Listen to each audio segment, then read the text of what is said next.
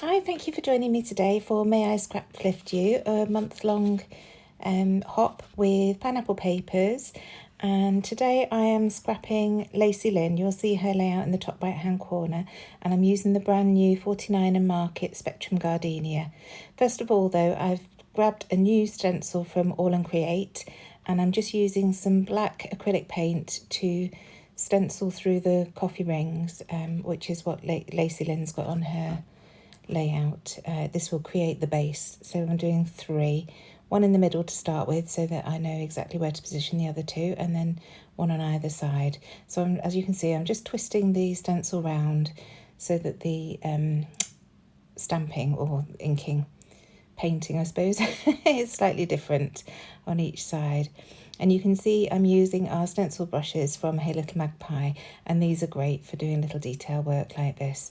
And they really get in all the nooks and crannies of those tiny little dots of the paint splats or the coffee splats all around the edge of the stencil. And I'm just dipping lightly into the paint, and then you can see just dabbing a tiny bit off on my acetate before going into the stencil, just so that it's not too wet, because I don't want it to seep underneath the stencil, obviously.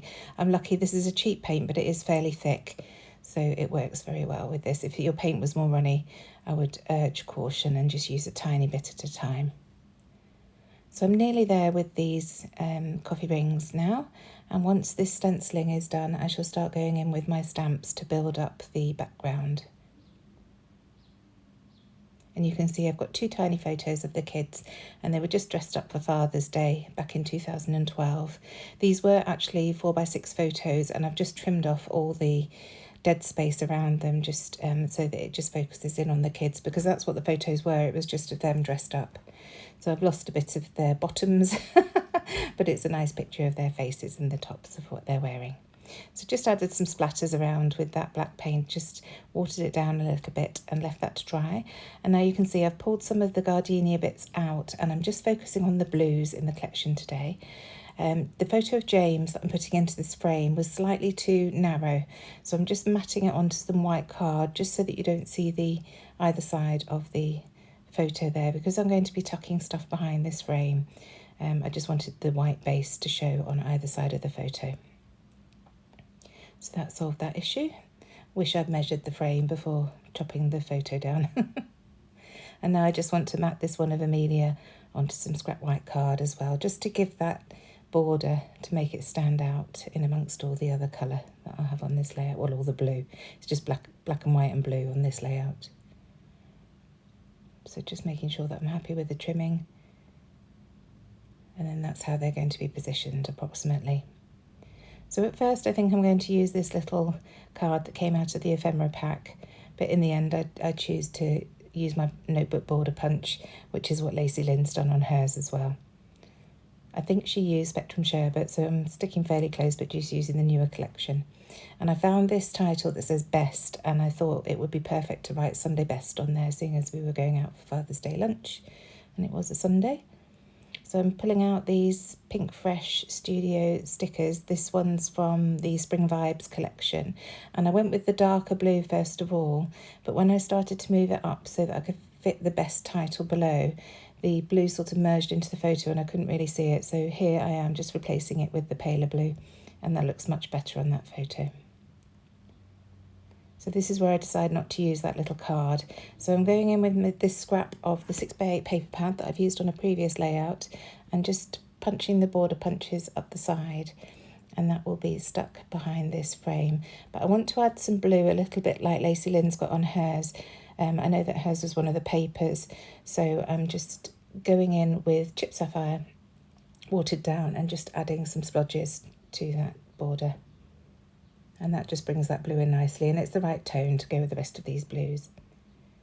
So now the same for the photo of Amelia. I did toy with just using the torn edge, but decided that it would be better to match the edge that I've got on James's photo as well. So just tearing the top to add a bit of texture there, gluing it down, and then I decided I want to add the blue as well.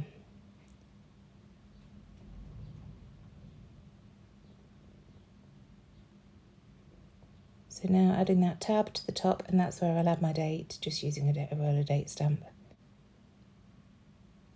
So now that's down, here's the roller date stamp, and I'm using my archival ink. The ink pad that came with this roller date stamp is pretty worn out now, so I get a much crisper image from the archival ink there.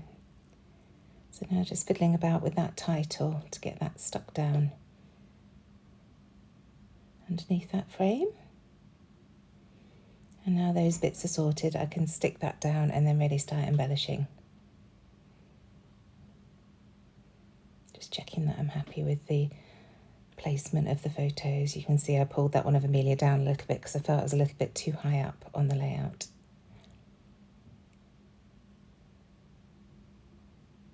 So now coming in with my stamps, as I mentioned, and I'm just going to really start building up this background.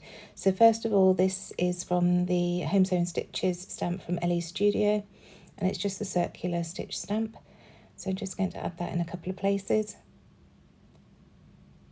Just building up the layers, making sure that everything's overlapping.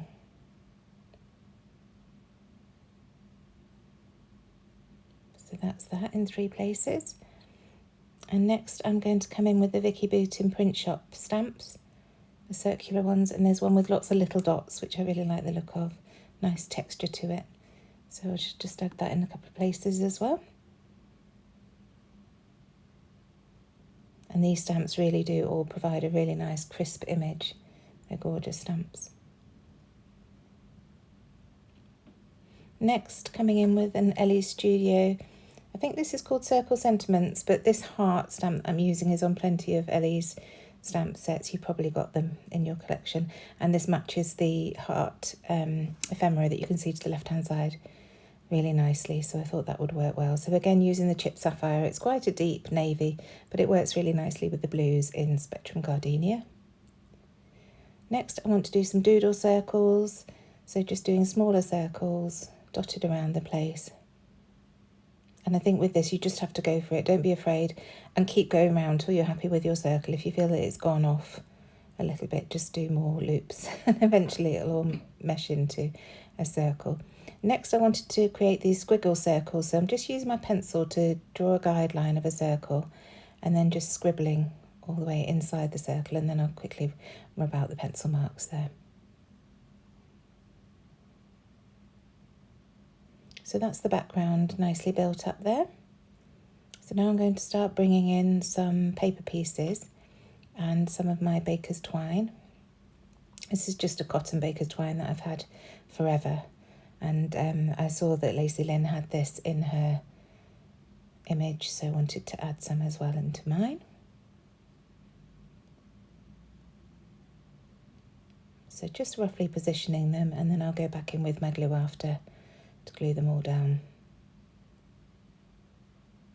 So 1 in each section of 3 if you like.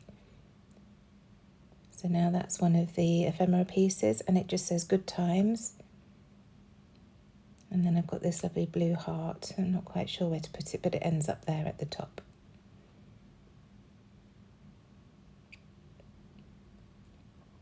So next I'm coming in with my circle punches and creating some more circular elements to add around.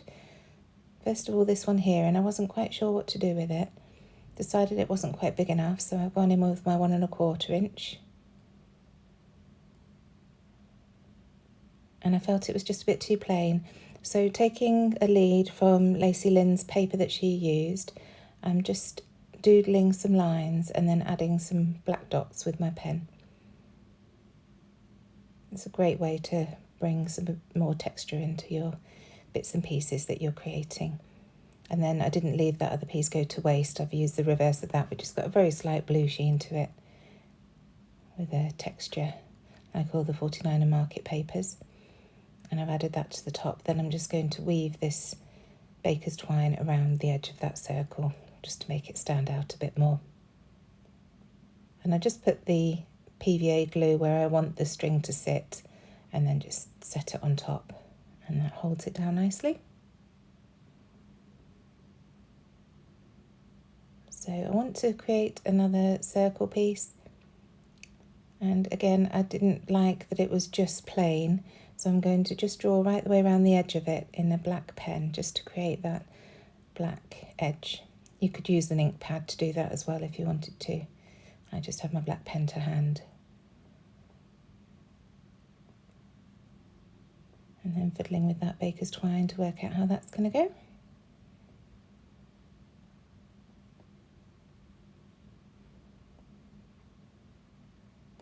So next move into the third section, and again working out how to glue this down, and then I'll get that glued down.